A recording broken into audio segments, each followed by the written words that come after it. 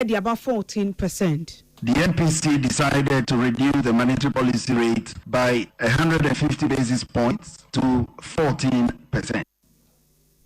Sanso and across Oko my Ghana now Sebejefia Edonkumaya Ewoho Ekache Abino say dear Fango ne Bono Akosoro and na Machiwacho ya Ekoswa Middle East Wintino. One Ghana city fuel living abani a free home. A tosso mensa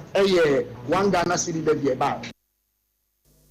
Sanso na Oko my Ghana now Sebejefia Edom Kuman and Anuni. When we now for Osahin Alexander Kwame na Afenyoma Kinso Akanda champion for say A. Na moya campaign 2024 teacher licensure exams no na mosimu be e everywhere na mo ba ya mosimu ya dey.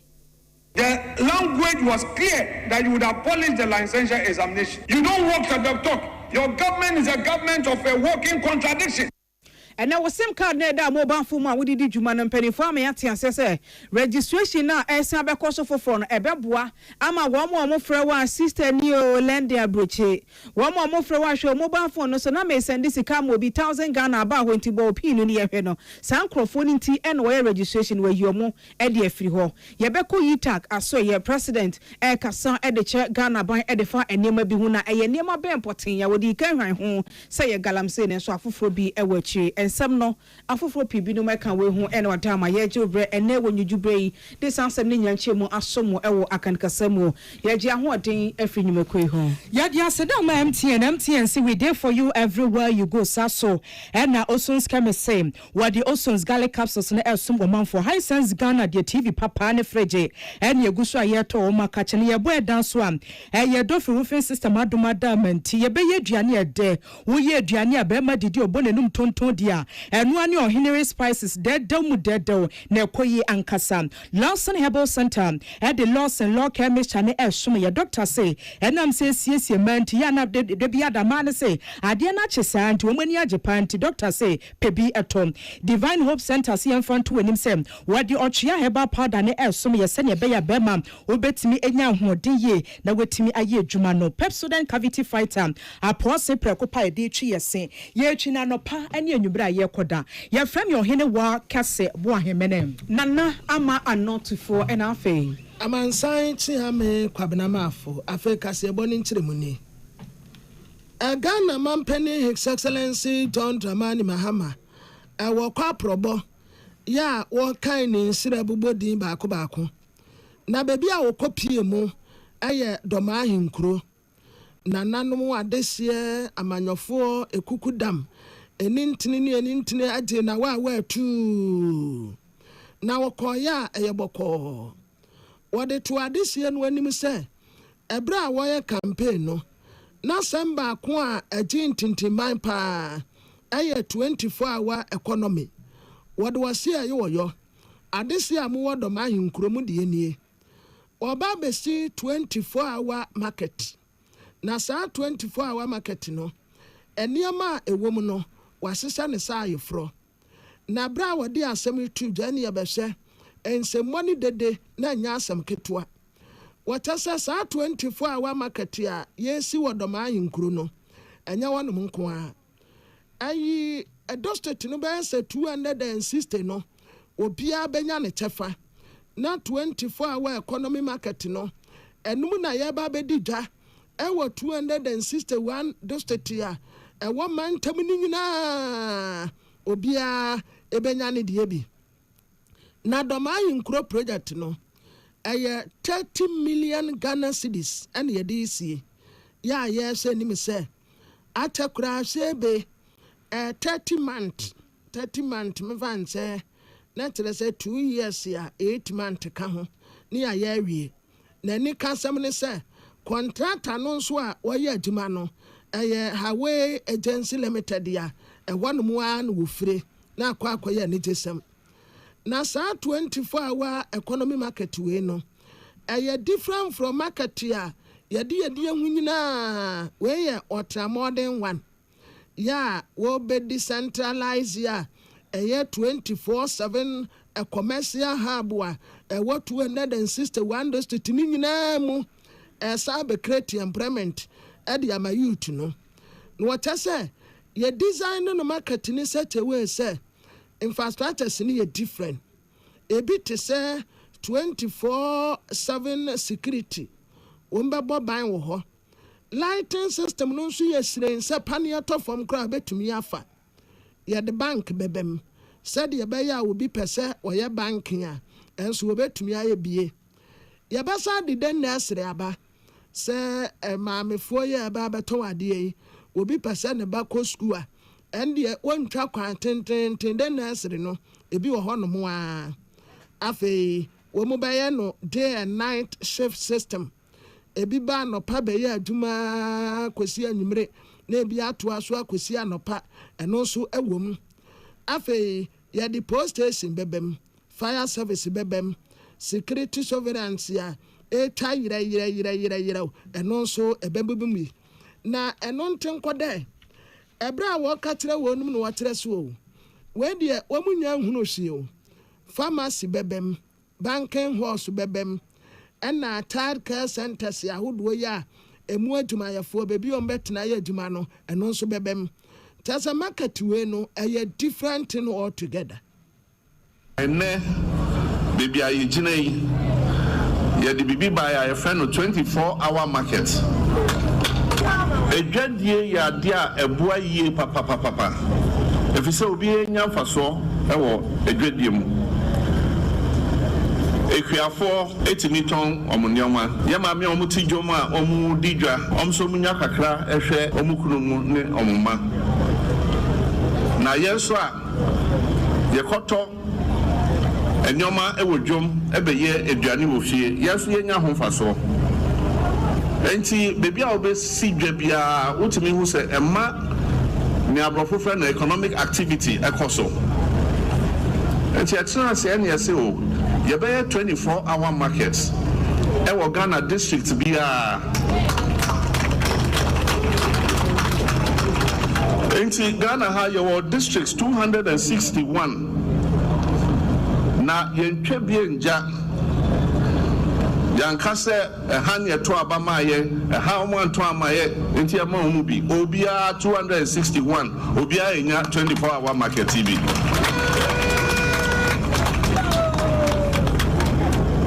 na ɛyɛ dwa sɛ yɛpia abɔnten na yɛde asɔkɔbɔ fam a mobɛhu ne drawing wɔ hɔ mobɛhu sɛ nea yɛwie a ɛdwa no ɛteɛ deɛ yɛte sɛ ɔkasɛ yɛ Ghana mampene His Excellency John Dramani Mahama dɔmahene wɔsagyefo ɔsi adeɛ yɔ agyemabedu ɛna wɔkasɛ wɔsan yɛ president ma Bono Regional House of Chiefs ɔda His Excellency John Dramani Mahama ase ɛna wɔkyerɛ so ewiase mpani kan yɛ ayɛmmoa yɛse yɛsoma ɔbɛnyansafoɔ yɛ nsoma anamɔntenten na nipa yi anɔpɛ tututu koraa wɔtumi de wɔso no abɔ mpɛsi atɛ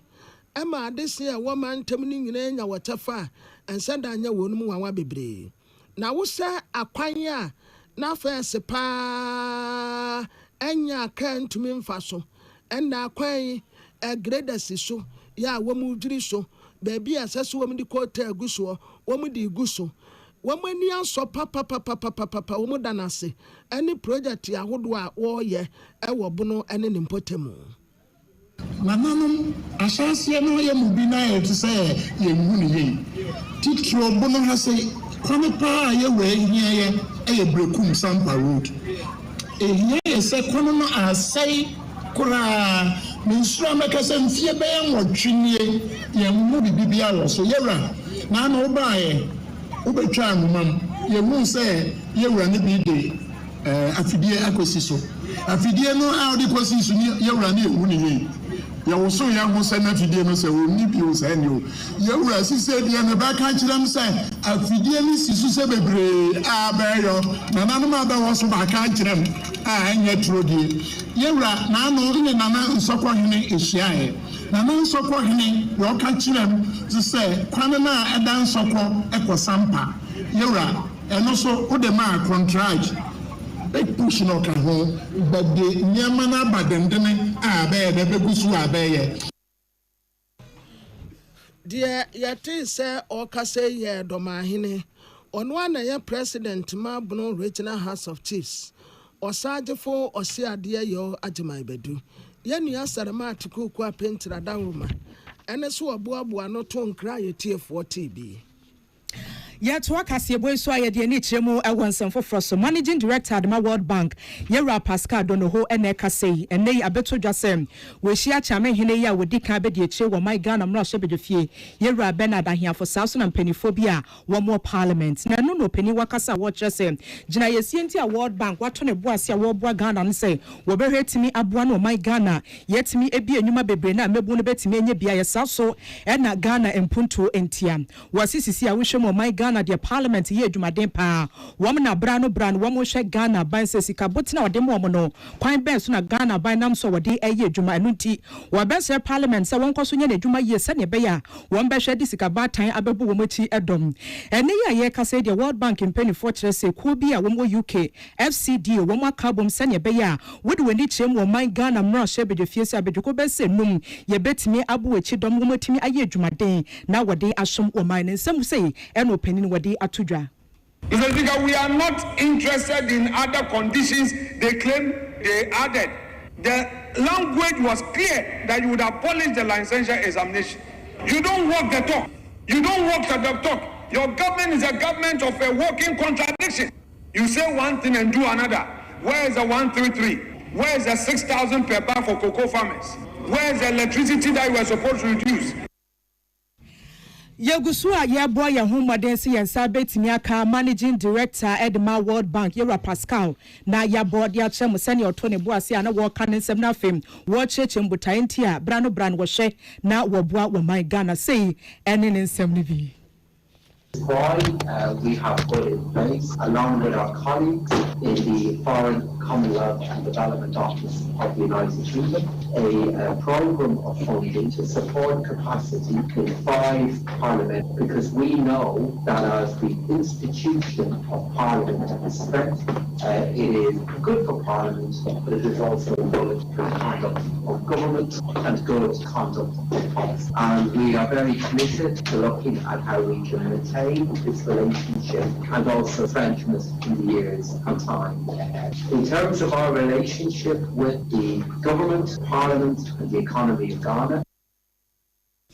Eni ayekotie wano aye Managing Director Edma World Bank Yera Pascal Donoho na no si mpanifo se meko manke bi yemfa nka asɛmti wode wani chem wo man Ghana mra hye bedefie se ya chiame hini abede che ya wodi kan Bernard ahiafo kasa ya wo kire se wo bo wo mabaso pi.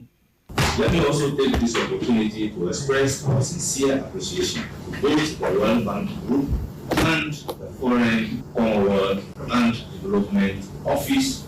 for your continued support to Parliament Ghana, particularly under the project titled Building Capacity of Parliament for Economic and Financial Government. This initiative, which aims to strengthen the capacity of parliamentarians in economic and financial government, has proven both timely and impactful, particularly in the context of the evolving economic challenges confronting our country and the global economy. Policy rating no na say no wo soro a say sika krabia no say wono so policy rating no na say no wo soro a say sika krabia no say wono so ma obi besi a no no so ne nsi hu no akwakoye kese esan say e wo so wotua wono so nsi hu edema Bank of Ghana eno ene ye policy rate ene Bank of Ghana ateso e dia ba ohamu enchichemu sika semfam edri 14%. Afimu Bank of Ghana ateso wey any de etoso empremier nu ebre di kan no na sa policy rate no agina 18%. Bank of Ghana penny for chance edi nkomo no monetary policy committee penny for ehwenu se no kwasem ebusika krabia penny for no wo kon eni nto hwan so eba ahomu nchichemu eye edunum ene na chipo enum 15.5%. Na so enei ensentrofo enhyemudie no ase no governor was some ewo Bank of Ghana Dr. Johnson Pandit Siama edi aton sentrofo enimu se wo mo pese wo man Ghana yesika sam ekoso anyini wo mo pese sika krabia hodo a ewo man Ghana emu no ekoso anya kwan de wo ho na wo ma besia bebre na se besia ko wo mo customers ne enchan a emesika ba wo manimu emankrofo a wo pese wo tetere wo nwuma mu no wo nya kwan etumi tere wo mu yie na wo hu se ene se policy rate no ewo soro a sika krabia bi so ede besia ma wo bia na wo no so ni si hu no akosoro esan say wɔtwene nsihu na Bank of Ghana ebeje won ho no enunti na ama ne sante so no etumi akoso wo mo se 14% di emu hehan eye ehyeyie ebebo ama sika krabia ahodo no brano won sika sam emu entotoye no wajeje mu ede akofom pa we bebo ama nkrofo nnuma afiefie mu besia wo mu hiade di won ho ene won dwumadi akra no so no watime sum dodo no ede ama. Latest forecast suggested that headline inflation will remain within the medium-term target. An upside risk to the inflation outlook includes the likely pass-through of higher crude oil prices and escalating geopolitical tensions. In the view of the committee, despite these upside risks to the inflation profile, the favorable domestic macroeconomic conditions, and also the high prevailing real interest rates. These provide scope to ease the policy rate further. Consequently, the MPC decided to reduce the monetary policy rate by 150 basis points to 14%. Odipa yetene kan eye Dr. Johnson Esiama okọ Bank of Ghana dwumadie mu a wono eye governor wa mana nso ho a wo se ne wo mo hwe sika krabia ahodo wo account a ewo Bank of Ghana ehyehyedie no emu a sika wom Bank of Ghana say sika krabia ahodo ewo Ghana ha no ewo sika pa sika tai wo mo ho eni nti adekode ba akwa na ema omu nya kwan ema besia no eye sesa policy rate no ewo soro no enne ya Bank of Ghana say wo hwan so yi na wo hwe sika krabia ahodo wo account mu sika wo mu die o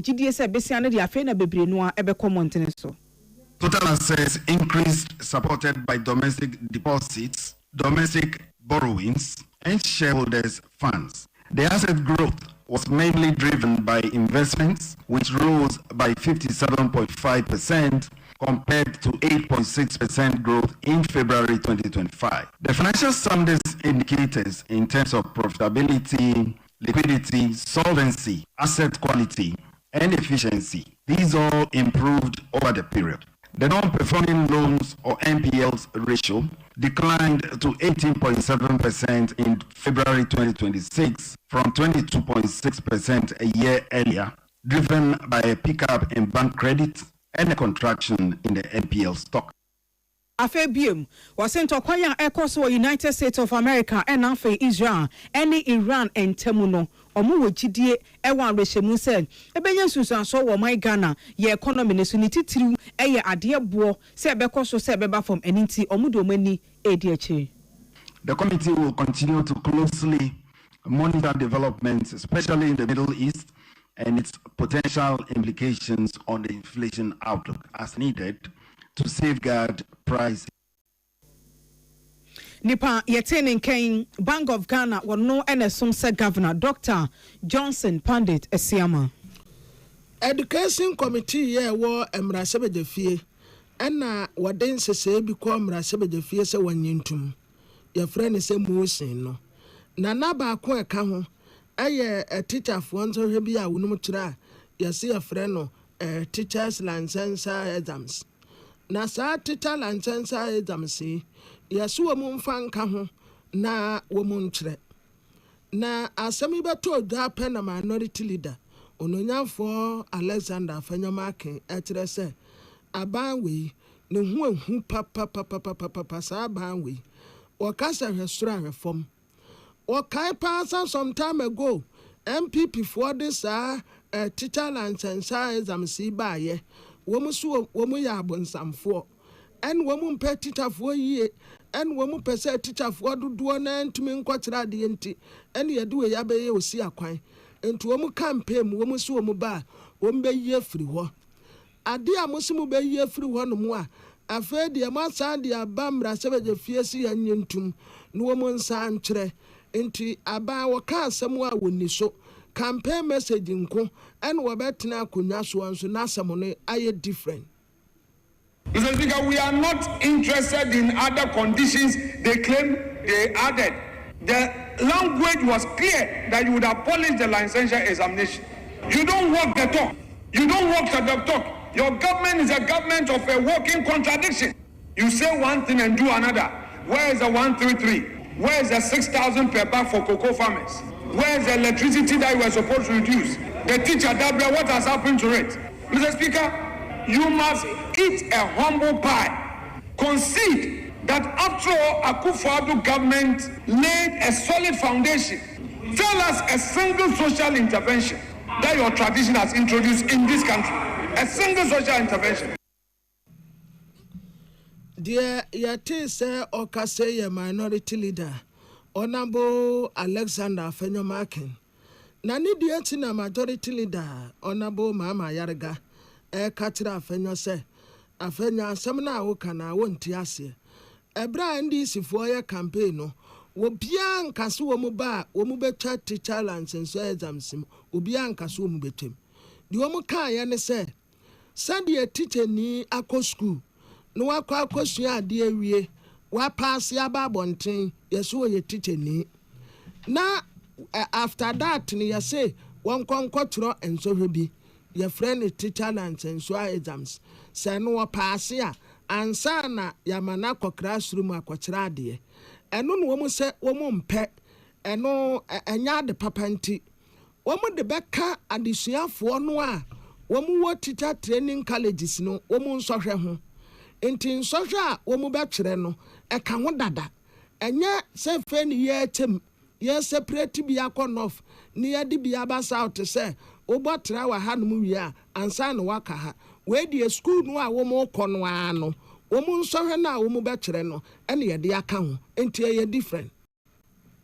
We did not promise that we were going to. We were against licensure exam in the manner in which it is being conducted, because what you did was to take away from teachers their right to automatic engagement as teachers once they graduated. That was the issue. The fact that even after graduation, they now had to go and sit another examination to be licensed as teachers at a fee. That was what we were against. That was the complaint. So what we said we will do is that we will include the licensure exam in the general examination process before graduation. Sa pepe pen o mayeni. Enti sisi a womu di aka a teacher fo no nsohwe a womu kire wo school no ho enti wo be kire kura wie ansa na wo wie school a graduate enti ensonso ne yedem majority leader ononyamfo Mama Yarga William Gentuni Emmanuel Akoli Adaroma. Yeah, that's why Jinemu my Ghana Mrashe Bedefie. MPP Mrashe Bedja for Energy Committee, no so my Ghana Mrashe Bedefie no work out Ghana Banse. Ebeya Nanwa Dasi at YNK Binshem Nebeto Jajunmu 2025. And a Ghana Banse where the Dumso Levia Ban. And your one Ghana city was not Banis and Kebeya when you feel honum. Nasisia de Yajo Atama Neshim. Nedia wadi to join Yana say. Ushan to Kwaya Trinity, America, Israel, and Africa, Israel, Iran, Fontemua. Was in Sianosha Fango Buana, Edia Dani ya wabon se pebaro ni se na fro e wo hwa na tiaba from enunti eba ne sa na ho kira no den e na beto Ghana fo yina ye konsom ranking member Edema Energy Committee Yera Collins adoma commence wode sansem we yina to dwa nadwem e wo my Ghana mro hye bedefiem na wakasa we ne wo kire so na no wate wo no wate so PURC penny for say eba ne nkane abo se ye te so 4% na fin so ya te so be 3% ne be hyase am e ye eprobosom no ne de di kan wa afim no se a wate no na wonim se bi opese wo se na so tietie mu an wo se dabi se ne omu se te so pa nkane abo ye pejabo no mu a yetimi pejam ne de ahwe omanfo tim se pan na afi de mu te so 4% de waka kire PURC penny for say so ante be ya wonye bi nkan wadane a wo se Ghana for bre esi ankane an ye tokra na enche na sam enu nti wo san to aso kire so na no ba ko a wote ho asem na nani age pa ne se osoafo ya wo hwe gya hoden wonsem so Dr. John Dinapo wo kasa wo se ECG for say nanse omanfo ahase a wo mo complaining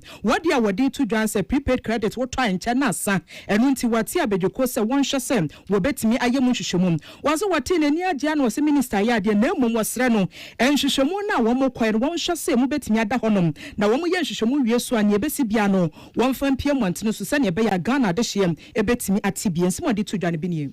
the kind PURC for announcement or more say electricity and in slow tariffs and that's no matter so you share or more indicators more or more day or more calculation more fee 2025 ABC and now no kase the young say from the first quarter of 2025 to the fourth quarter of 2025 inflation exchange rate projection the projected is different from the actual as a projection higher than the actual, and into Ghanaians have been shortchanged and cut. You expect to say by now, 4% or Modia baby, and so much so crab 10%. A tosso, yes, one Ghana city baby about. Ania Yokotia wano a ranking member energy committee wa my Ghana I'm not sure but if you ram Collins Aduma comments Sansam Wegna Emmanuel Kwale William Gentu ye jina so na ye twa ho sima ye ban sama akabeto aso. When you are going to buy a paint, don't look left, don't look right. Go straight and grab the luxury acrylic paint. No be any paint be paint. The luxury acrylic paint. Paint me champion. When you are going to buy a paint, don't look left, don't look right. Go straight and grab the luxury acrylic paint. No be any paint be paint. The luxury acrylic paint. Paint me champion. Tune it in. Turn it up. 104.3. Music lives. And rip off the knob. Sawudu National Communications Authority Jumedie Mua, Deputy Director of Legal Administration Division Aye Ora, Yao Benhine Bonsu Esquire, Wachemu se, and then same card registration Mua Communications Minister Etia Swami Atisa Yababe and the Fofrono, a year. Na ni nyina no ebeboa ama nei so to obi fra mobile phone so se wahe omombo kohwe na bo pin no ne sanka ni sika ebewie ni atwum sika de ko afi kura woto abon se unhuru de ebesie wankasa wo mobile phone wankasa wo sim card ene hjem na so no obi foforo de di bo ne fosam ewo baabi se yesa sim registration foforo no a ebeyi sa ne ma we nyina ede afiri ho afi so ebeboa ama national security penifo won twumadie mu no brano se sim card bi obi di kodi bone a yebe nipa cropotin ya wono ena sim card ye register woni dimu na se wobi na awia di bone ne so a eno so mpanifo be hu ni ntem na wahwe tu emu anamon ena awia yi ewe prem to breka se boso no na owura ya be hene bonsu esco ene ohene wakase boahin ena edi nkomo sabre no na wo tumu nchene edi afa Minister for Communications, Digital Technology and Innovation Olmonyanfo Samuel not a George ne nkoma wode atodwa se ene cabinet achiatum omoni aban tena se konkonyesie no wama kwan se yenhwe na sim card no yenye registration no efoforo na opani akire mu se we na yeye ne foforo no kane no yeye na achewache bi ewo ho ene de ye no kore achewache ni bi eye se obi kono okoto santene ya se yeye na enu ne so afa de etoso mienu emfidie no na mpanifo ede ye sa registration no na sinto aba ho kakra nti so obi kwa yese biometric ye mfa wonsa enum ni nyina ebewi ache ne yese afa bi ebi amfa machine kura na so na oha kakra ewo ho ntu be kono asanso ababio osesa ne mani nyina no eno na mpanifo atena se eno oma ye ho atwuma yie nti de ye ba be ye de obi abekwa kwa registration no wobrekwa ne ho ebe hinhan no when you get so and say kaya na no ye registration ye ma obi a ne Ghana ka for the network provider on register the way you shemo kena Ghana ka de register now no sabe no na do na any sabe na ya daroma about 90% of Ghanaians say be our Ghana card. Now, no dear, so as a Ghana card, no, you verify against NIA database. Yes, you can do that stage. You dance with Sabrina and it said, be a registration. I will pay you. You will be a friend of live biometric verification. Ghana card, I want to call you instantly. Your registration. You can stay against NIA database. You say, wow, so they call me. Wow, Ghana card, now the register number 020 and 024. Afeye bisa owura ya obenhene bonsu se peme na wadama ye woni pa bi ewo Ghana ha won dwumadi a wodi no sim card no omu wo boro miensa ene enan kora obi so ho ne dwumadi a wodi ne kora na e ma ne kwan se ono ankasa ne de na chi ne adwuma sa ma ne foforo edeka ho sa nipa ne so registration ye be yon den. There's also be Ghana 40 or numbers today. You can number me and 9 alone. Yeah, my fire, my what is the number a primary number. And it's saying, you have a number, now you register, then we achieve a number before we have to register. You never short code about that primary number. I want my fine say, you register that number, and Caho, and forward, and Momo. The number Ghana card, I want to the number, the register number via any or more, and the register. say Ghana card the fan if you be who details no that correct register number we hear my quite sampa or biometric verification you know that number who be no e one kasa na wo ma quite say Ghana card and from Saudi no we hear people for that so eno achie no so yenim se ene nipa bi wo madwuma wo eye no wotu ne tusi matata kra no wadi asem ena ebeba sa krofo no so den ene ebeye wo mo ochie mu sei registration ya so agent for another call network provider for which na we you deploy app bia wa so dem no bit me your verification na amache features when you anyone start with gather card details they want NI we are there back for every comfort every convenient am our subscriber no ya so ko jine bio na be twapan akoy registration we are the for Friday that so be every phone in crowd or combine phone bia with your friend IMEI the bia phone now what star has 06 hash. Why any number now the dance so to the extent that was them now register with them phone the crowd will also be registered as a map or no serving the cost will be for the phone will be phone will be phone mobile fraud I also to be tracked. Nipa yetini Kenya se wudru National Communications Authority Jumedie mu awono ene Deputy Director of Legal Administration Division Orayao Benhini Bonsu Esquire. Na President ma University Teachers Association of Ghana UTAG Nkrabata Kwame Nkrumah University of Science and Technology Professor Erika Bavari and Wakase watasa wusha galamse ya yasi ekwenti anwa akwaye buatibidin political parties mienu ni nyina womudi mufo NDC MPP woma yesedum kwamponte womu nyina tohwe faako abekronsa we ba me galamse me ba me betu ase oba na wode nensa ne nam ho MPP teso the same thing ye ba ye betu ase womu de womu nsa ne nam ho a na asam we no na ye Ghana mampeni His Excellency John Dramani Mahama en woje atum se galamse kuno womu gusodo eden no ono anya abashabone NDC fo na bika ono a wobeje atum se wono an nkofo ni bika ho en womu ya galamse no na no wo kire so wo kan yie pa na esese womu di womu na sifom no womu di wose ayi woyo na nkoba se ya lip gross te said ye de bia womu ye no ya no fafa en ye de ka o ye betu ase wode benkum no wode amani mfa wa akire no wa kanani agusu obi ahu hye enti ane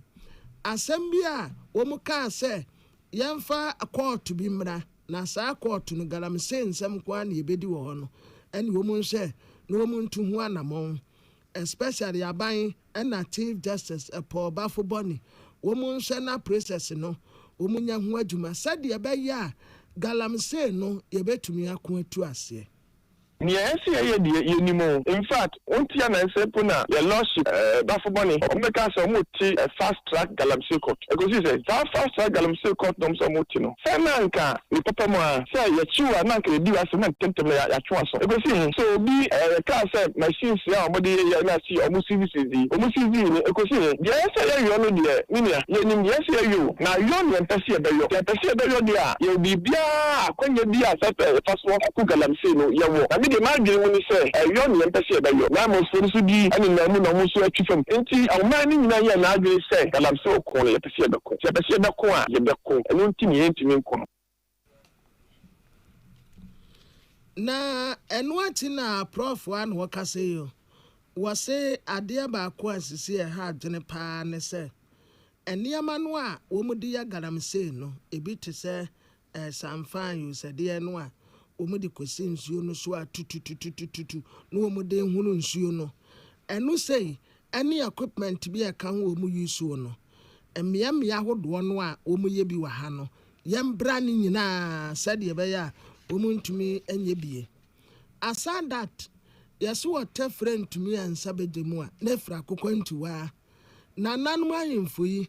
ebebre nso aya accomplice enti womu nso womu ho yie na ye nyina ye nso ye ho ankra won se bibi bone kwaso a o di kan kwase men senkofo bi se busia o mu ya garam say politicians titru musumuntum hofu esansi ya kekafra kekama dampan muna ne kase no agina moso politicians yankasa ye nyina yamfo opepa into garam say no ase Omo ye champagne no gusu ye champagne for no gusu ye excavator no gusu porto ye gusu ton nti memo bi nda da me ka say galam say kono ye beko ye nko ne china omo na ye titi chom galam say for ma ya omo choma ne baba be parade omo tv so ye de omo ko me ye choma so gana ni bite gana ni diante ye de be ho ase ya ti galam say for de ye omo obia enim we don't show deterrent. There is no deterrent anywhere. Yo, dear say Okase, or president ma University Teachers Association of Ghana, UTAG, Nankrabata, Wakam Nkrumah University of Science and Technology, Professor Erica Bavare, Yenya Abdullah Dasmani Adaruma, and Wabua Buanoa, Emakaya Mamu.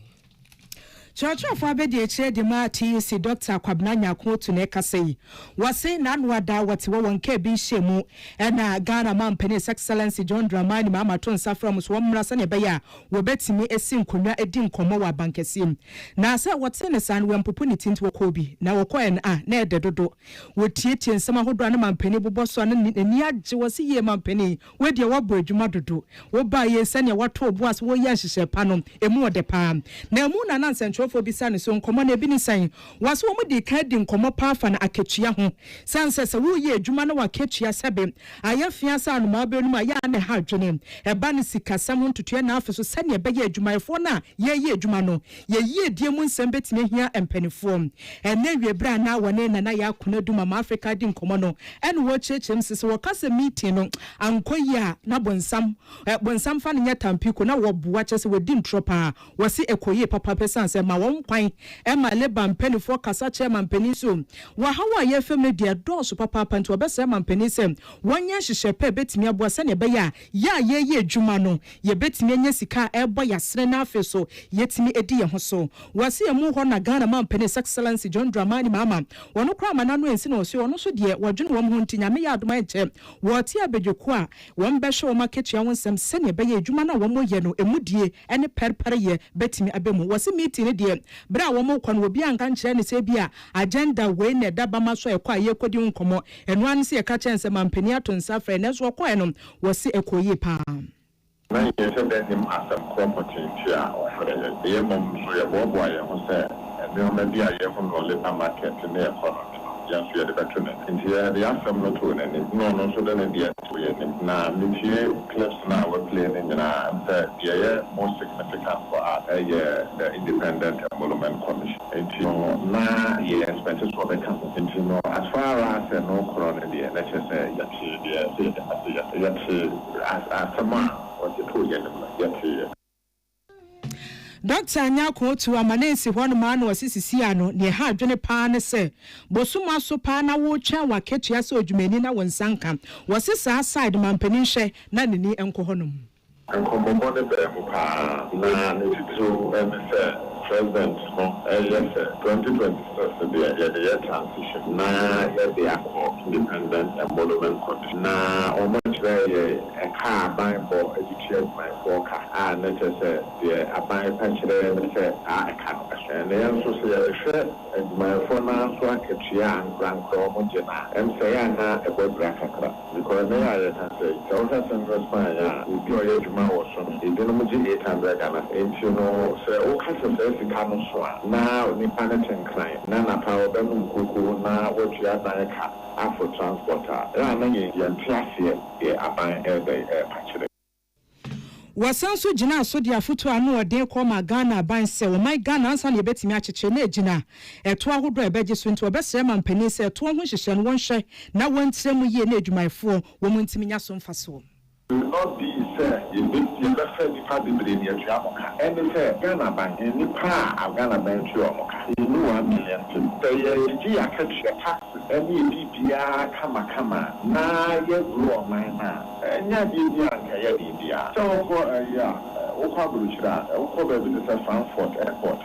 airport no kwa employ nipa over 70,000 people. Into the Ghana by employ nipa 600,000. Enya bibia into my matter after most employ nipa na kese dia ni bitua moka but it shouldn't be the case. It should be possible for Ghana government to employ because you need more teachers, you need more nurses, you need more police officers. But it should not be at the expense of the some of the idea okay. So we share any productivity now on the nuance now. Enti church fa be de che de ma TUC Dr. Kwabena Nyako Otu and artist sansem wodi etudwa na wiebra na woni nana yakuna dudi nkomo. Udu omai Ghana no asebe de fia edom kuma no ena no ni eye osahene Kwame na Alexander Afenyamaken wode atudwa se Tesco executives no kwobo atwuma pa wo muko suku pon ahodo no emu wo nkasa enche wo nua no masuafo se NPP amanyoko no nsem fata se obetena opposition emfata wo mo eti nyame eye adom a 2028 wo se eto aba no a NPP amanyoko no edi nkonim enei e wo mai Ghana no asebe de fie orumonyamfo Kwame na Alexander Afenyamaken na wote ni office ja wo bo adwuma so mo mai Ghana wote yago obie ya Tesco executives wo manim nie wo mu chia no apenom so sahene moni adwuma odam ye be chia wo na mna sebe de fie te sen na wo mudu wo kwan so bo no apenom no so de de ekoso wo mai Ghana mna sebe de fie ebo wo mo no so hu opposition ya tinti no se ya nunu dwomo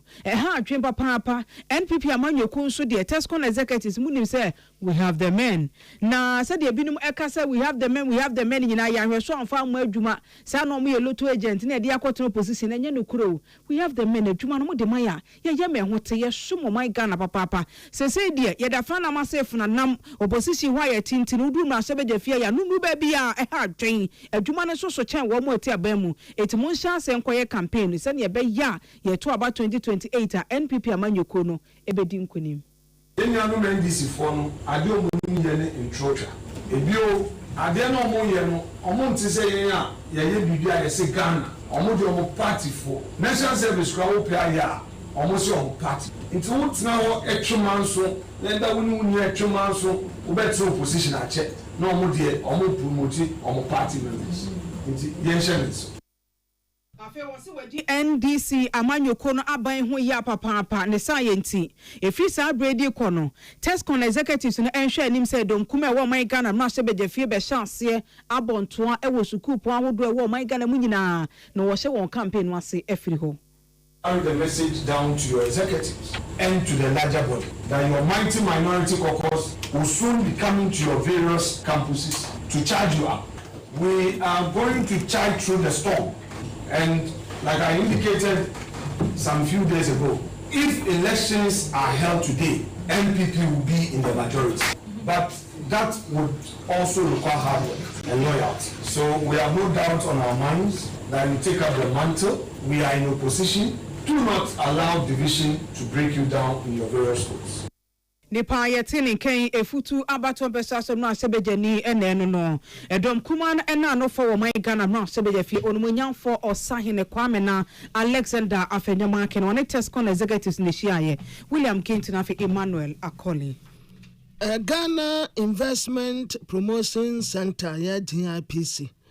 ena watching wonumu a wonu wonti dwuma ekosiaye Western North region ana umuye se yanjengene said ye beya wo man ebetu mponwe enti etifias mo de tu dwumedie no so wase investment opportunity mapping project na dwumedie no wase na head of innovation partnership and market 24-hour economy secretariat Dr. Ismail Amano Dodu ekasa wase and what I say, Adesia, Moa Western North region, dear. A radius ramu, one mammo resources ya, a bow may eat dom papa ya, say 24-hour economy no, ya trete mu hon moa, and ye benyan faswon bebre, adiaka. What I say, sent ya what the 24-hour economy initiative by and say, ebetumi aboa na nneɛma kakra bi a ɛwɔ hɔ no etumi ayɛ bebrebe na Western North region say ɛyɛ bea bi a investment bi te sɛ poultry industry yɛbɛtumi ahyɛm kena wɔ hɔ nanka aboa yɛ economy nso sɛ enti nneɛma bebree wɔ Western North region a adesi yɛbɛtumi de wɔ ho asɛm bie ɛba no wagyadia kuadwuma ɛne nneɛma ahodoɔ a ɛbɛtumi aboa no wɔ man economy no etumi agyina brane akɔ animu a Western North region so wɔn mu obi timber now products, especially the plantain and avocado. It's a very, very wonderful place to be. Now, in terms of the 24-hour economy, the idea is we have to add value to the commodities and grow from here. And it is when you add value to it that you actually increase the profitability of the commodity. And so we share Western North have a number of advantages. One,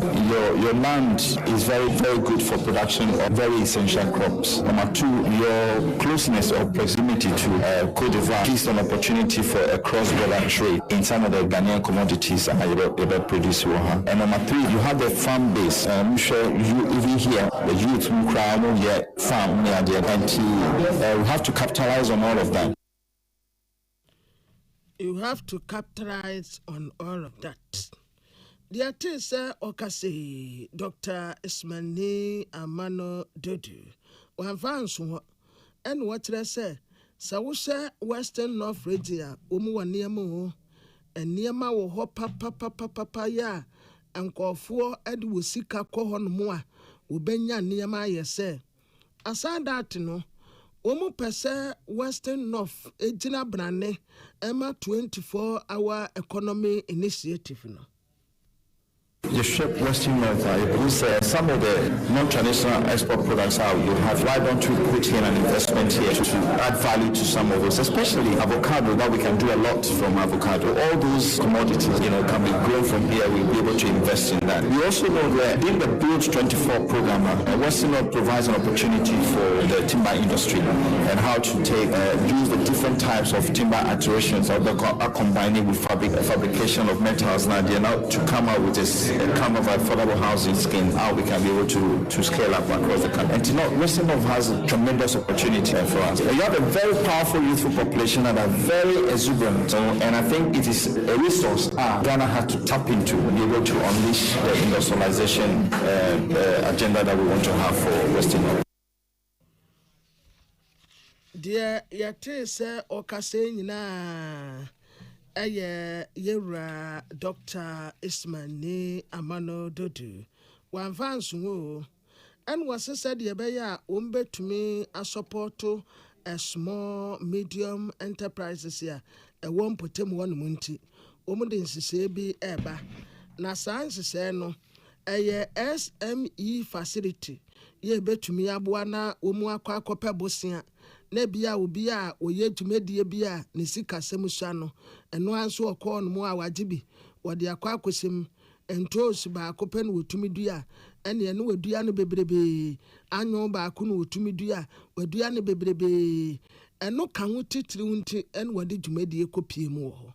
For example, we a small manufacturing sell, processing a bit of palm oil and to go and sell. Even though you have the market demand, you just invest in industrial machines and so on. The rate is too high, some 25%, 30%. And then some of the funds the loans, they don't come at a time to enable you to be patient, be able to grow your capital, then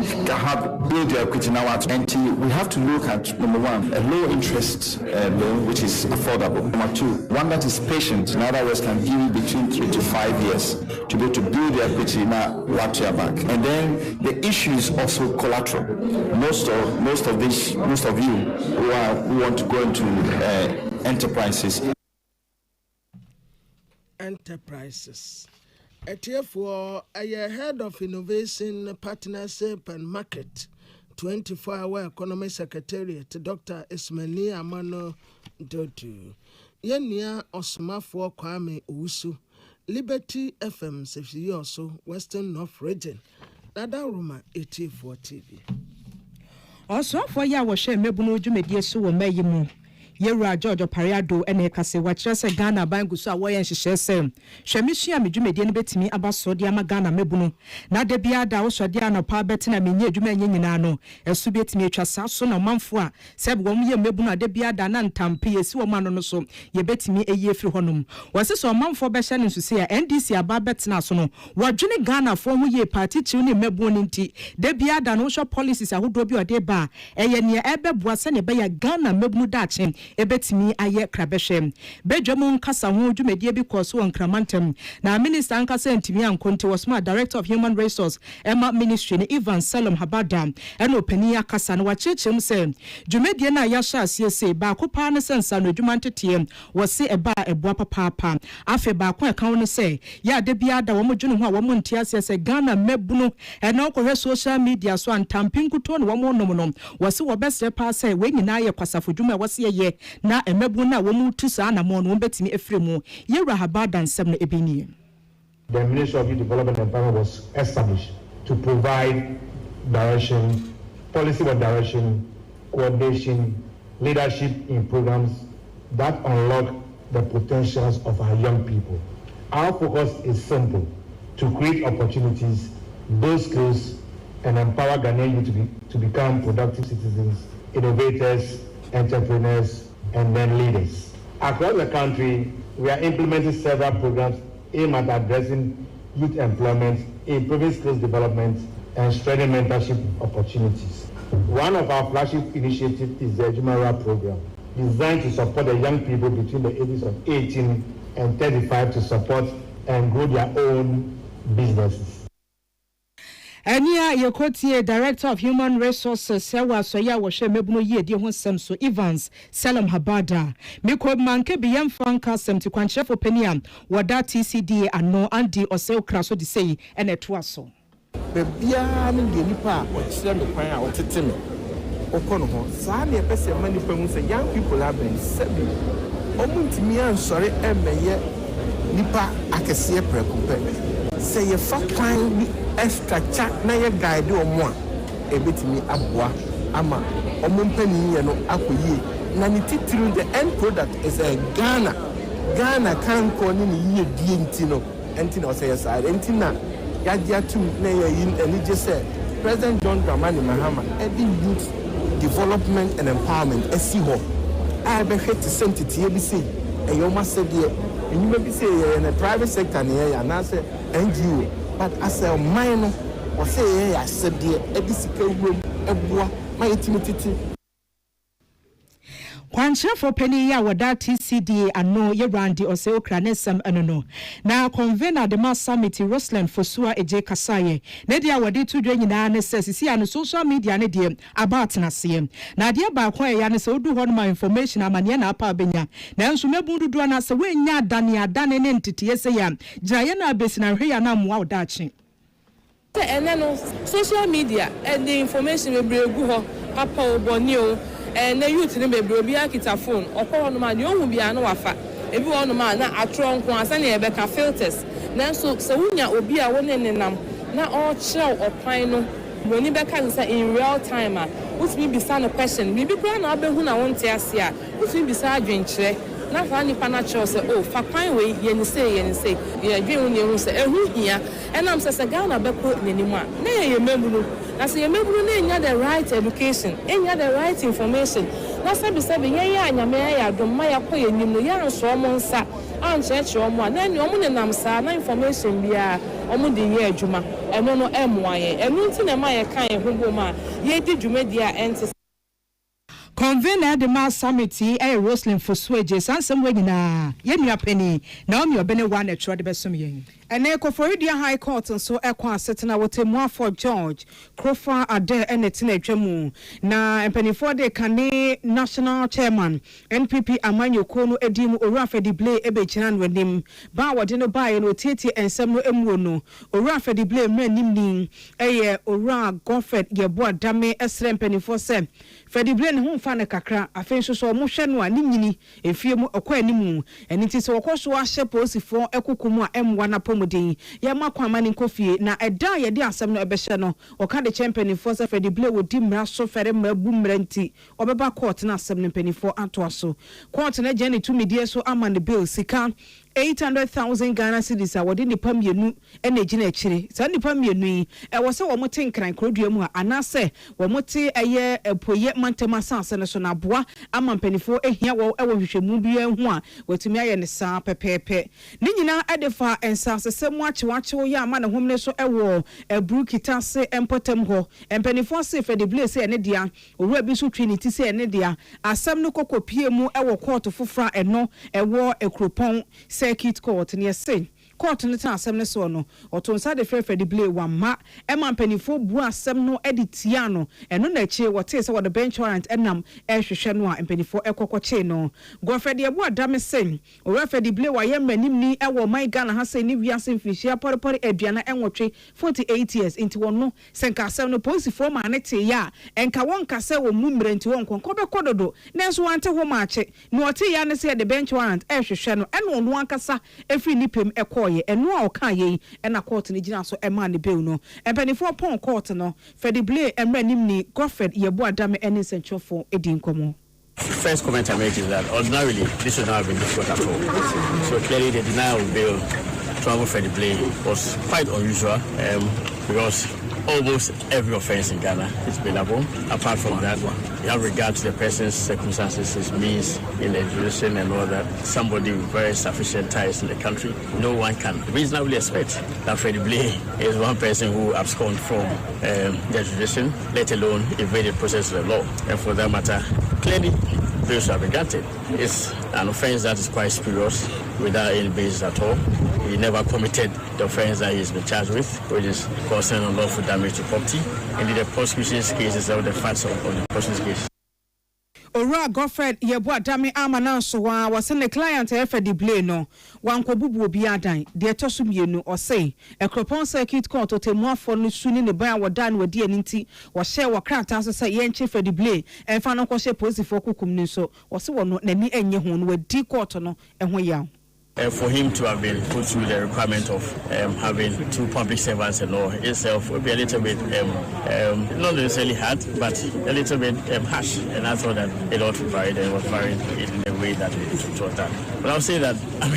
we very much deplore the conduct of the Second Court judge at the Kopon. We think that such conduct, apart from bringing the judiciary into disrepute, is actually symptomatic.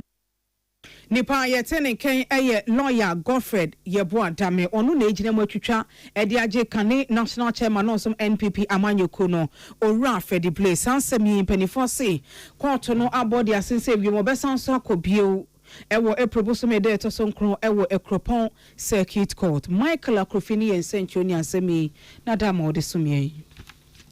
ya to akasieboyi eso abeto dwase ne due high court ya won kran ekonkonyasie na court no edna temu ba ko dia to dwa wo chese Manor House Enterprise Limited ya bo mo ka 200,000 Ghana cedis wo muntua ne omodiem ene se court nim ene wadi atwitwiri fom saa temu okro ya mu so Juliet Linda Adobe so no so nefu ba se enson wo kwetwem kakra afi so 100,000 Ghana cedis wontua se wentimi antua wo kodem enefu anase na wo che ba ko se wentimi antua na ne nyina ne se court enim ena wadi atwitwiri fom abra court no wadi na temu edi tu dwa na nso nyaade akwan bia so wadi ye adwuma ne nyina dam eya asase mu manso semuntia na ensem na yedi tu dwa no eye Manor House Enterprise Limited na afeso Juliet Linda Adobe ena empanifo bia ye K Apia Construction Limited ena afeso Philip Kwesi Apia twe wo masem ekopie mu ewo court sem da bia ba ewo asase bi won yegusu a ye ka ho asem na court ni si gina ye ya wo chese wodi injunction edi atoso sa asase na ye ka ho asem na ni kwan se obi a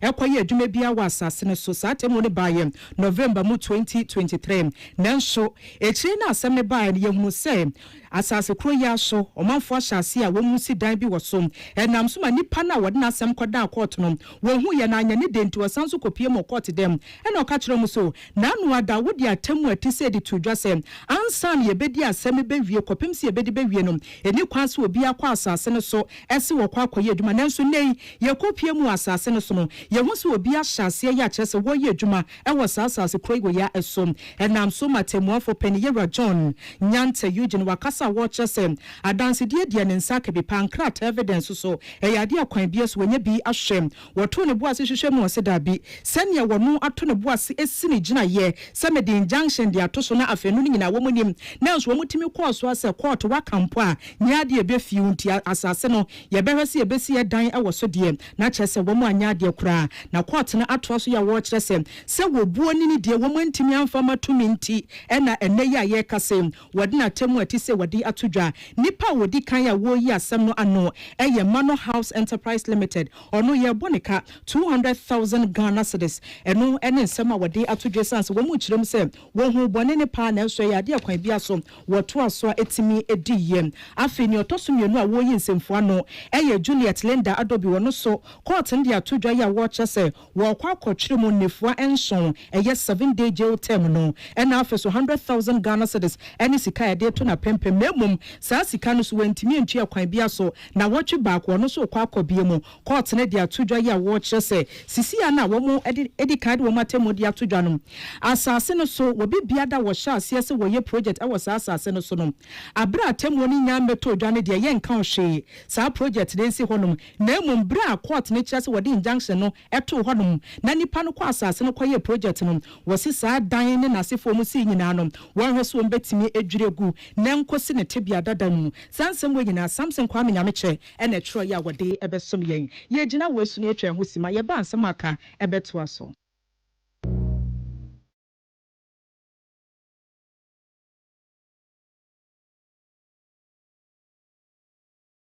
Ojanono nansay dia ojiwani asa confidence level so asa kwosoro pa e wo se manijie efese ma fa Mr. Kill aye bema kasa wa fa meme dro Mr. Kill aye bema mu a enya afi na wo be ye hu debate tell him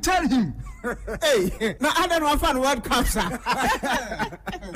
na so amwa me se Mr. Kill ya ma fanti ma ye bema mu a case closed me so be pesa me ye bema kasa enti na Mr. Kill ni bi wo hiato Mr. Kill our pharmacies Heba and over-the-counter medicine shops. Dudwa Kokunlun Ghana Limited, East Legon, a Champo Junction. For 0244-139-176 and now 0204-139-176. A member what you feel doing what you do and the firm Mr. Kill. FDA agi ejedi nkrato yatum. When you're going to buy a paint, don't look left, don't look right. Go straight and grab the luxury Alagris paint. Don't be any painting be paint. The luxury acrylic paint. Paint me champion. When you're going to buy a paint, don't look left, don't look right. Go straight and grab the luxury Alagris paint. Don't be any painting be paint. The luxury acrylic paint. Paint me champion. Imagine making or collecting all payments without leaving your chair. Sounds like magic, right? Nah, it's Stanbic Pay. As the Chief Financial Director of SBA Holdings Limited, payments from clients flow like magic through Stanbic Pay. From school fees to utilities, government and statutory payment to investment, insurance payment, Hajj payment, and more. Just log on to Stanbic Pay and you're set for life. No Stanbic account, no queues, no stress, no last-minute panic. Cherish your time and live happier in safety and convenience. Just visit stanbicbank.com.gh or call 030-340-9212 or 055-676-0683 to get started.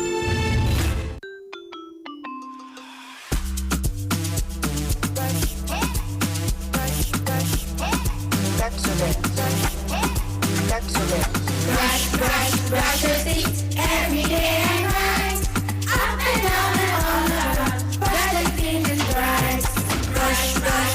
your teeth. Brush with mom and dad.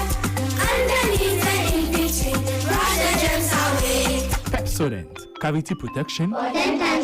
This advert is FDA approved. Tune it in, turn it up, Peace FM, and rip off the knob. Yama yetefo nyina kwa aba kase ebo no wasi amansan ti ame kwabena mafo ena nana ama anotifo ena fe ohene wa kase bo ohene ye dia seda ma osons kemise wo ba ya wo bebo ye chi edom na waye adwumade pa de asom yen eno ntisi ano yade ahoyi ya na yensuro kwan bia so wade Osons garlic capsules no ene de asom manfo eye adwuma ye entini no penkase joint no mum ema hoode ne ba pa MTN say we there for you everywhere you go. MTN yede na na yede asom wana baby atie bia no wo yekwa ekoyiem o pese o browse so a edem pa enti MTN de se wo yusu bia wana aguso a wo ye ho ma yenko piem wo Hisense Ghana na yenkoto TV ne fridge ne AC papa washing machine, smartphone, sound system, rice cooker and a blender bo no so da from say asa kwanchia betiem your friend say we jamesa and so be you shoot what the bet chenkrofo be you shoot anti abeche pa and a bo no so de f pa ya no wa frame 030255 0000 030255 0000 Hisense dear was everyday prices for everyday people. Ya called Duffy roofing system in chain. Na ya kwa kobo ya dan so. Dansi for na minshira mo pa mo say ye bu adwuma ya da mase. Nya wo ka kire nyina ne say chance pa ye di kru dan so. En chance a woda wase anunu kama na etia po na ekoyim. Na anim se obefiri amesrew. Emfere kwan bia so san so sika fa controller nchen en ye watu edi. Afi ba akoko mfirihia miensa na ye dia ma mese ye te okura wo nhya dan ti wani bete no na ebusua wetua kanyina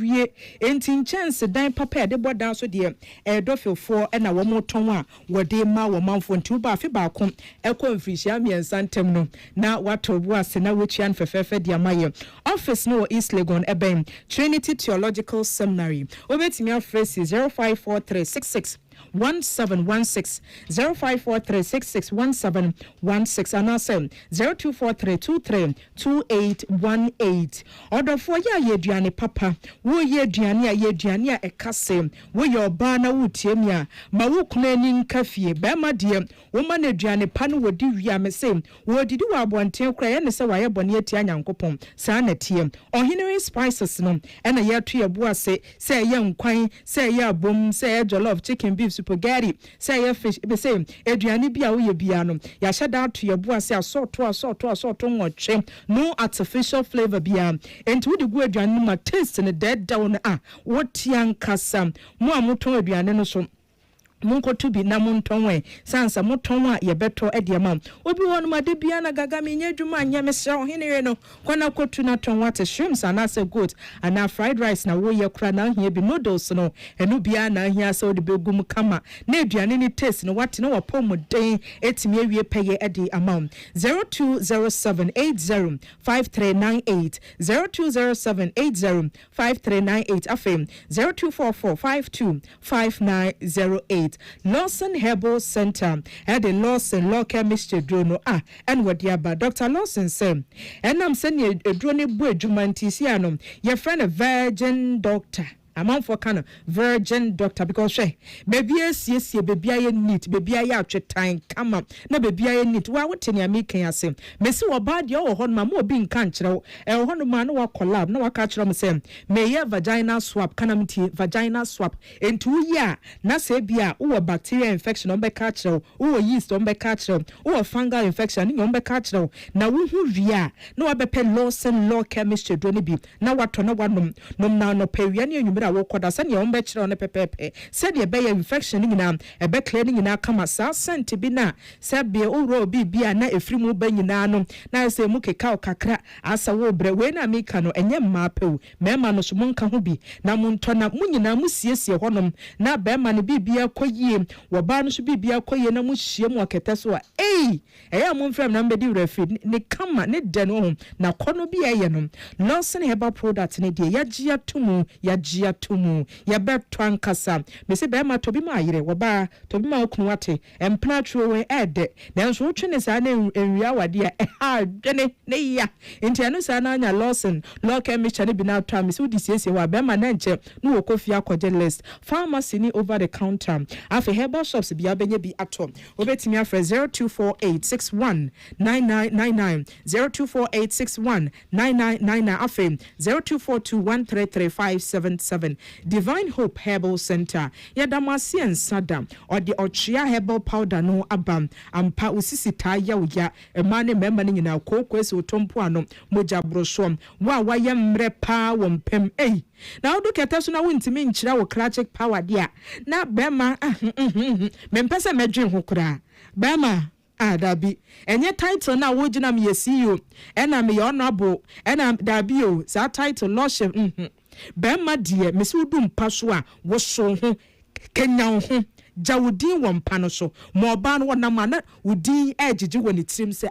mikunu abrante we wo bo adwuma dodom mesi sanen samrani a emu wode ewo kete so na ebeba so sa dia mawa eye ochia herbal powder no ena beye se adwuma infection dia wo se away na metie no obi se mi nya tinkada na msie na ndi wonti ochia herbal powder nkada wonte da wodi enwumie ya mike kope bitom na watinka wo fom dodom enti hwe adwuma ba meye bebia ne nsanam wo tuni nioma echinchin fidie yi na bebi etima na tim de ya wonya ochia herbal powder ne bia ebeye adwuma yem krom mfichi kwam nya yie mesrew wonya sachet ba ko a na wate ano ego cup no ma finso dide na wodi egum wonum kakra bia no wannom mesi a hodom amfifre ne sa onyina na sa ha won nyina no eba be firi honum na mepa chewo sempam nkomodie ne yeda ade chena nipa ne be adwuma won sa atwero wonenim na nanim aye smile wo hia na wasre banko yesa na wona na nbu efu da bia na wadwa adani a wodu kete so no senia na wohwehwe no wenya enti mema no mommo kyam so ochia herbal powder kase yei eno Benomo, Nesiem, leading pharmacy, herbal shops nationwide. Ubenya bi atom 0591 565557 0591 565557. Wunye bi ebebo chia herbal powder ne die ojanu woman kasantia na wapebi atom. Pepsodent cavity fighter honum sene beya wo sedie hu hia me pa o sedie nipa Osria ebuaum na Pepsodent cavity fighter se won na ebeboa se na ebeya osria enye se wo nwinwi wanim ni na sefo no osria na wo se 32 no nyina ahosoro barwo hya won so abọ nka ye se twina no pane anwumre bra wo koda fa Pepsodent ne eye bepacho abatan de e wo honum e na mofra ne de so ya no wachom se ne efa so twitwi om se ne ebeya ne se no ahoden bebe mu kama osie chinkase nkase ne nyina be kama na kaka bia ntimi enkoye akwada no e ma remfi you yes abon kai say 2 times a day anopa ne anwumre de bia danom woni Pepsodent na enante enti yedam ase de na miki the double triple quadruple darling bema hoofefo bema konofo bema wosi foma eman kanfo me kamechrom bema ne voice yede bema wo hu onwuma wo panie kan wakoma na wabodi achichewre abra ho wa wuni mododie no tie miki the double darling na obehia se ne esikasa yadam nyina ase ama moniti midofo a minnu ho agro na sei die waduane ne dam ayesro